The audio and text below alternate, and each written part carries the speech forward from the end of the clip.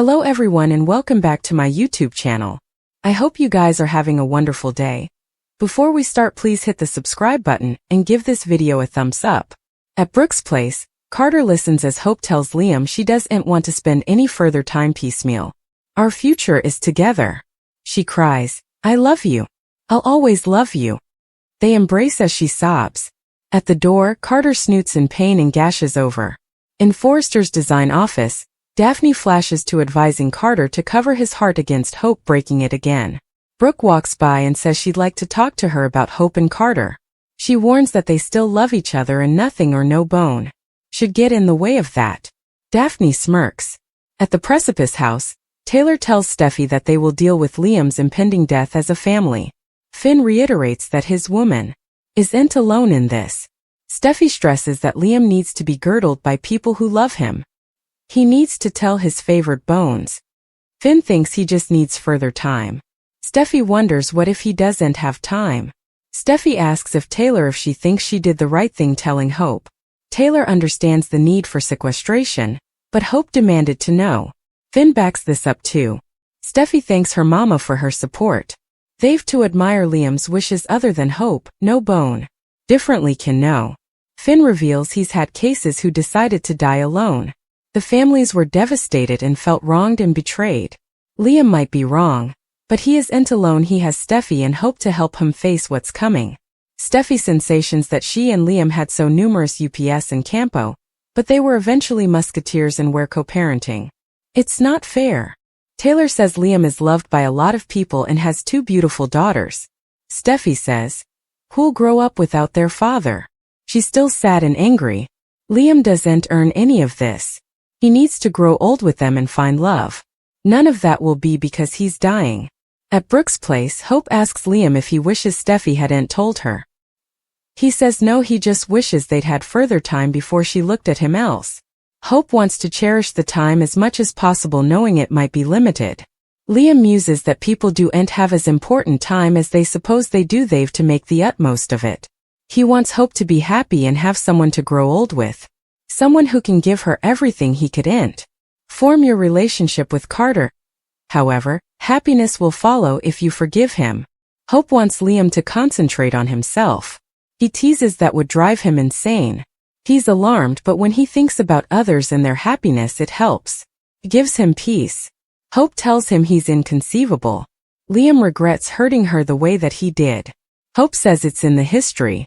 Liam explains part of chancing peace is dealing with his once miscalculations. They flash back when they first met. Life was simpler back also. That Liam. He no way could have imagined all the suffering he was about to put you through. Hope says they hurt each other. Liam says it's true. The way she used to look at him is the way she now looks at Carter. He urges her to find him and tell him how she feels. Hope complains that Carter betrayed her. Liam says the details don't matter. The wrathfulness and resentment are meaningless if she still loves Carter. She does. Liam warns her to repair effects before it's too late. At Forrester, Daphne tells Brooke she respects her defending her son's interests. Carter storms in and wants to speak to Daphne. Brooke says she was just telling her Daphne that she believes he's the man for Hope. She urges him not to give up and exits. Daphne knows commodity is wrong with Carter. What's it? Carter prodigies. How can my instincts be so long? She asks. What happed? He smothers. Hope happed. He can't be there right now. Wherever he's going, Daphne will go with him. You can't be alone. Carter and Daphne arrive at his garret. She notes he hardly spoke on the way there. Did commodity be with Hope?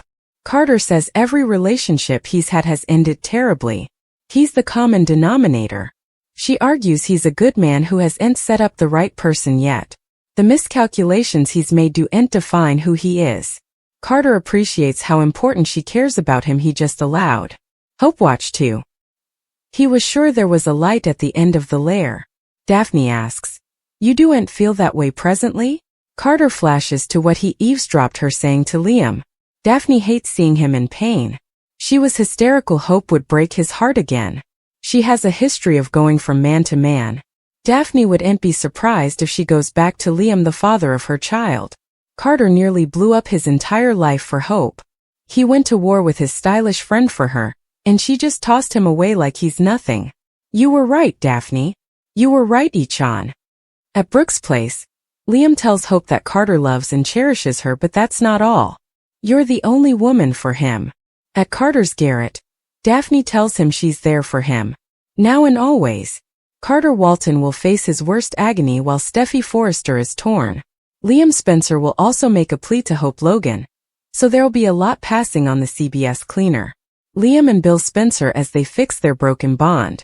Bill and Liam will trade justifications following their sweepstakes at the Spencer manse, but Liam won't come clean about his terminal opinion. As a result, Bill will keep right on believing Liam's got a long life ahead, and will make a vaticination about his son leading Spencer Publications into the future. Liam's heart will break each over again as Hope processes him to bandy her regrets. Hope will eventually let Liam know she wants to concentrate on another chapter together since she'll be tired of wasting time. Hope won't fill Liam in on her discussion with Steffy, who went before Liam's back to reveal that he's dying. Still, there may come a point when Liam has some reservations since Hope's jest is suddenly changing. Carter will come an eavesdropper and face his worst agony when he listens to Hope pledge her future to Liam. Daphne Rose will hope this serves as a wake-up call for Carter, and convinces him to move on with her. While Daphne pounces on Carter following his heartbreaking blow, Steffy will have to deal with further Luna drama at the Precipice House. Luna ambuscade John Finnegan there, but he'll join Steffy in standing against Luna and her surprise visit. Once Luna gets demurred out and effects calm down, Steffy will talk to Finn and Taylor Hayes about what she did. Taylor will supposedly be brought in the circle on Liam's brain excrescence and the fact that Steffy just dished to Hope. Of course, Finn and Taylor will completely support Steffy's choice to defy Liam and tell Hope what was going on. As Beth Spencer's mama, Hope had a right to know. Indeed so. B&B spoilers say Steffy will be a little torn over taking down Liam's sense of control in this department. Despite Hope's attempt to concentrate on Liam and spend whatever time he has left together, he'll deliver a plea to steer her back toward Carter romantically. Liam will suppose there's still a chance for Hope and Carter to live happily ever after formerly he's gone. At one point, Liam will indeed push Finn to help Hope and Steffy make peace if he doesn't live long enough to pull that off. Steffy and Hope will formally show signs of an advanced relationship due to Liam's illness. It won't be long until Steffy works out an arrangement for Hope to come back to Forrester Creations and presumably revive Hope for the future. Hope's career will be looking up, but what about her particular life? Just when Hope is maybe ready to take Liam's advice and reunite with Carter, she may see that he's formerly moved on with Daphne. It's easy to imagine Hope walking by on Carter and Daphne in a sizzling moment together, so it may be her turn to face a crushing blow of her own. Hope will surely need a confidant sooner or laterly, so will she unmask Liam's brain excrescence news to Brooke Logan and offer updates on her messy love life development. Luna Nozawa slogged in on John Finnegan while Hope Logan blubbed in Steffy Forrester's arms as she faced a delicate Liam Spencer farewell. Hope was in denial as Steffy tried to explain how bad the situation was. Although Hope didn't want to believe Liam was actually dying, Steffy told the story of chancing Liam unconscious, and how it led to his inoperable mass discovery. Hope eventually accepted this was passing and cried over their little girls having to grow up without a father. This didn't make sense to Hope since Liam had always been healthy, so she plotted to reuse Steffy's news. Steffy admitted Liam didn't want to know, but Hope was thankful that Steffy went against his wishes and commended in her. Both Steffy and Hope bothered about what they would tell Kelly Spencer and Beth Spencer. Hope allowed back to Liam's sincere words before and realized he was trying to say farewell to her. As Hope wondered how she'd say her own farewell when the time came, she wound up blubbing in Steffy's arms. At the Precipice House, Liam opened up to Finn about having a lot he wanted to do and not a lot of time to do it. Finn pushed Liam to open up to his father and sisters as well as Hope, but Liam was adamant about keeping his grim secret for now.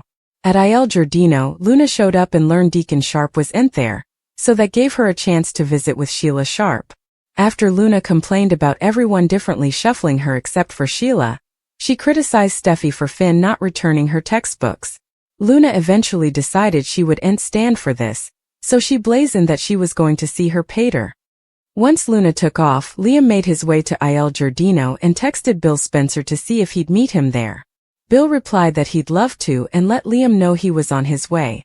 Liam eventually looked at some snaps of Beth with Hope and Kelly with Steffy on his phone, so he sounded choked up over having to leave them. Back at the Precipice house, Finn was on the phone seeking updates from Dr. Grace Buckingham when Luna walked by. Luna refocused out that the frontal door was uncorked and verified that she made sure Steffy's vehicle was out front.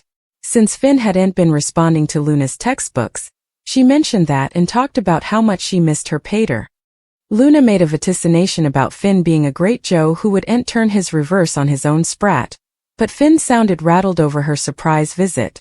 Luna wa'n't get her want for a real relationship with Finn just yet, but she wa'n't be ready to surrender.